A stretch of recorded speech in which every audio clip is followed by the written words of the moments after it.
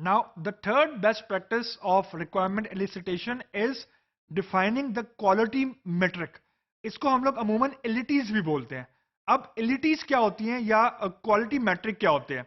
Let me give you let me define this thing from a different perspective.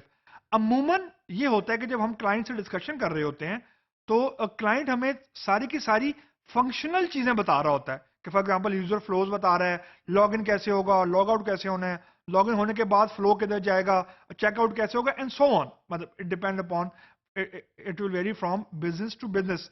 लेकिन जो चीज at the end आपको बहुत ज्यादा हर्ट करती है from the project view point, और वो बहुत ही कोर चीज होती है, and this is the one of the core reason maybe of software failure, that is how well the software should B.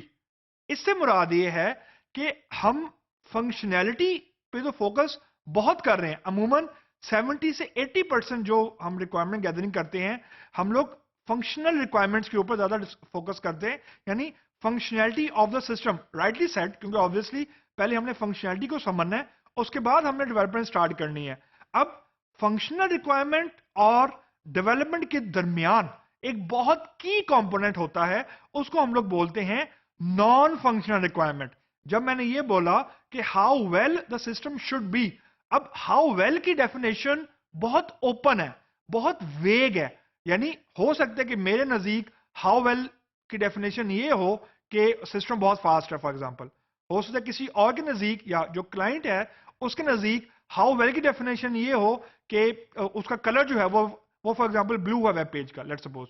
तो हाउ वेल से मुराद ये है कि नॉन फंक्शनल रिक्वायरमेंट, यानी वो सारी की सारी चीजें जो फंक्शनल रिक्वायरमेंट का पार्ट नहीं है, लेकिन यूजर से जब आपने एक्सेप्ट करवानी है अपनी प्रोजेक्ट को, या जब आपने यूजर से फीडबैक लेना है डेमो के दौरान, तो आपने ना सिर्फ फंक्शनल रिक्वायरमेंट्स को दिमाग में रखना है, you also need to take care into the non functional aspect of the software. मतलब how well of the system is, यानी सिस्टम कितना अच्छा काम कर रहा है, उसका भी आपने डॉक्यूमेंटेशन करनी है, उसको भी आपने डॉक्यूमेंट करना है, ताकि क्लाइंट से साइन ऑफ करते वक्त आपको कंफ्यूजन ना हो, ज्यादा प्रॉब्लम ना हो. अब having said that, they are basically, अगर मैं कैटेगराइज करूं कि जो नॉन फंक्शनल रिक्वायरमेंट्स होती हैं, अगेन नॉन फंक्शनल रिक्वायरमेंट्स वो होती हैं जो सॉफ्टवेयर के फ्लो को हर्ट नहीं कर रही होती,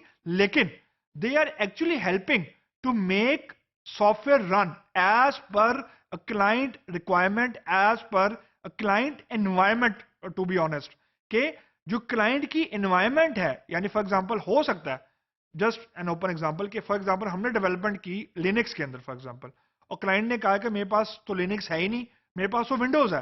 तो when you need to make a transition from Linux to Windows, there will be some things कि हो सकता है कुछ एड-ऑन्स हों या कुछ कंपोनेंट्स हों, कुछ एपीआईज हों, जो फॉर एग्जांपल हो सकता है फॉर एग्जांपल डेटाबेस से रिलेटेड कुछ एपीआईज हों, कुछ कोर फंक्शनैलिटी हो जो सिर्फ लिनक्स में चल रही हो, लेकिन हो सकता है कि when you are trying to use the same APIs और same functionalities in for example Windows, it might stuck up.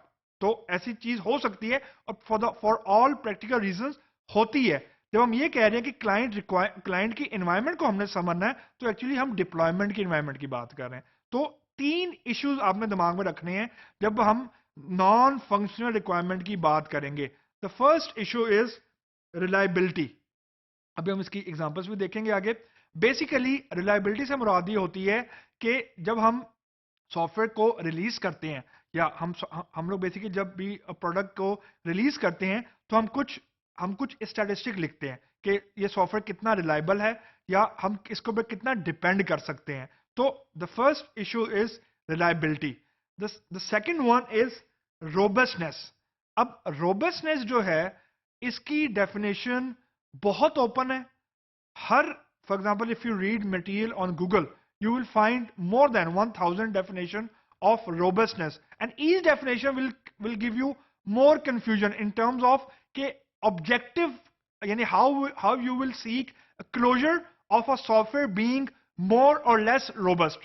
So robustness basically ये होता है कि exceptional cases के अंदर whenever we hit with an exception, तो सिस्टम हमारा कितना कू लोड बर्दाश्त कर लेता है, यानी फॉल्ट और टॉलरेंस कितनी क्यू है।